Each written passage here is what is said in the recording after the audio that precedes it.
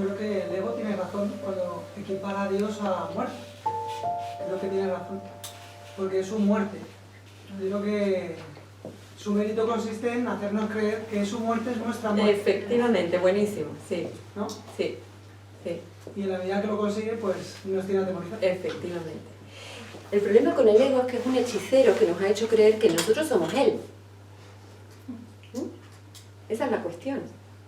Entonces nosotros padecemos los padecimientos del ego, la muerte del ego. Claro, por supuesto. Cierto que hay algo que está destinado a morir. Pero vamos a quitarle la carga dramática a eso de morir. Sencillamente se va a desvanecer en su propia insubstancialidad. El ego es una creencia falsa que, cuidado, la mente sostiene. La mente la está sosteniendo porque la valora. Porque cree que esa experiencia de individualidad de alguna forma tiene algo que ofrecerle, que le interesa. Motivo por el cual se deja hipnotizar. Porque nos hace especiales también. Ese es el regalo que tiene que ofrecernos. Justamente. El especialismo. La individualidad, en definitiva. Entonces, mientras valoramos la individualidad, nos dejamos guiar por el ego en la experiencia. Sistema de creencias. El ego no es otra cosa que un sistema de creencias. Todas ellas construidas a partir de una creencia inicial que dice yo existo independiente de la unidad. Eso es todo lo que es el ego. No es otra cosa. A veces pensamos en el ego como incluso se habla en las tradiciones como el demonio, como una idea muy dinámica, muy poderosa, muy potente, capaz de hacer cosas terribles. Sin embargo, el ego no es más que un set de creencias que la mente elige sostener para poder guiar, para poder ser guiado en una experiencia de individualidad. El curso es una estrategia que pretende que deslindemos nuestra sensación de identidad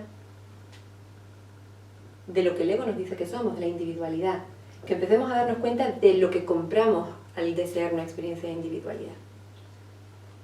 Y nos propone cambiarnos ese juguete por otro en el que seguimos siendo individuos, pero recordamos que más allá de esta identidad individual estamos conectados con una fuente. Eso es lo que hace el curso. De manera que ahí empezamos a experimentar un sueño feliz. Ahí empezamos a poder vivir en el mundo, empezando a recordar que somos el origen de la paz, el origen del amor, que somos pura luz y que la luz no puede hacer otra cosa que extenderse, que expandirse. Eso es practicar el perdón y eso es de alguna manera hacer en el mundo lo que se supone que hacemos como creadores en la conciencia de unidad. Cuando empezamos a perdonar nos convertimos literalmente en focos, en luminarias. Empezamos a irradiar. Empezamos a demostrar, a enseñar que internamente hemos hecho una opción por el amor. Y el amor no puede retenerse, no puede, si se retiene se pierde. El amor tiene que ser compartido. Y en el instante en el que hacemos eso, de alguna forma aquí, estamos convirtiéndonos en reflejos de lo que el Cristo hace en el reino de los cielos. Pero para eso tenemos que ir gradualmente separando nuestra sensación de identidad de lo que el ego nos dice que somos. Hay un pasaje en este ¿cómo se llama esta peli? Del marido de Madonna.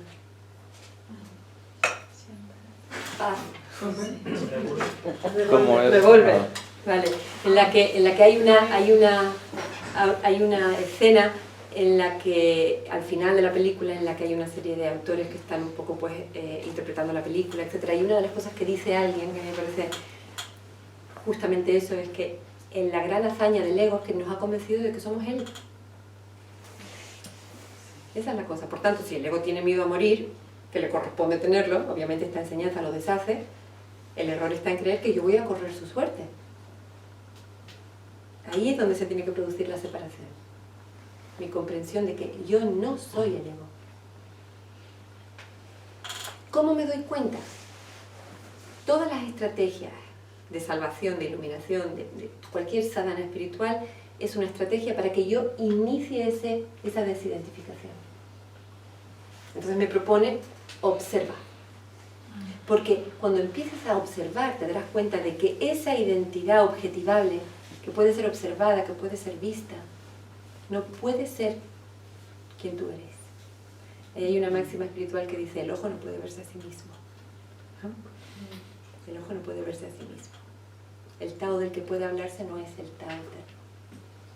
Si yo puedo observar mi ser, si yo puedo observar mi dinámica, eso que estoy contemplando, Netik, no soy yo. Y lo que queda al final, el sustrato, es conciencia pura. Eso soy yo. Entonces es un trabajo de laboratorio, realmente. Es un trabajo de discernimiento en el que empleo mi vida, mis conflictos, para discernir entre lo que es falso y lo que no lo es. Y el curso lo dice categóricamente al principio, y si fuéramos capaces de entender eso, no haría falta hacer el curso. Nada real puede ser amenazado, nada irreal existe. En esto radica la paz de Dios.